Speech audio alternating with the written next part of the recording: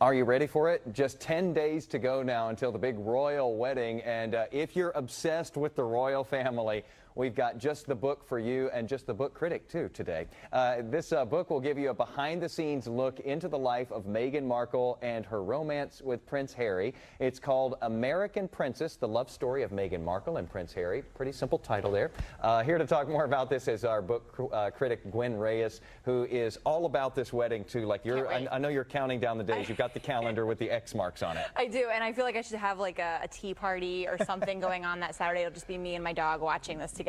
So she's got big plans for hours of viewing. All the coverage. But before you get there, you're doing hours of reading, and this one is a nonfiction book, and it really sort of weaves the tale of these two and how they came together. It's kind of interesting how they built the book. It's really interesting because as the books begin, each chapter is separate chapters. So it's split chapters, with the first one being about Harry and then a similar one about Meghan's upbringing, and then they go from there, and as they start to meet and they start to fall in love, their chapters end together. And they thought that was such an interesting way of telling their stories. But of course that's the way you have to, because they grew up on completely different continents. Right. And for people who haven't followed their backstories a lot of the way, do you see, as you're watching them sort of go through the years here, do you see similarities that eventually was going, that was just what was going to bring them together? I think that somebody like Meghan Markle was a great fit for Harry, because he was looking for a woman who could handle the stress of being in the royal family, or in the firm, as they call it. The firm. There were other girlfriends that he had that actually told him, no, I'm not interested in joining into this, which I thought was bizarre. I'd be like, princess, sign me up, let's do this.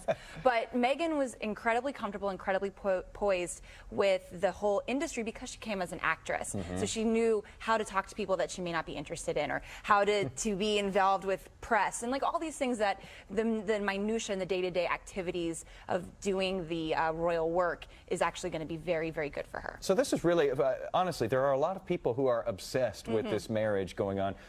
This really is kind of a good primer for you going in. Yes. And it's a really great primer, and it's very, actually I was reading a little bit more of it in the back before we started, and I just was enamored with the whole thing. And it's stuff in there that if you read a lot of royal gossip and tabloids, you already know. But what I thought was really interesting in there is that we learn a little bit more about sort of how Harry felt after his mom's passing. That's the first few chapters are all about that, and then how Meghan has actually been that sort of force of helping him heal from that, even though it's been almost 20 years since that happened.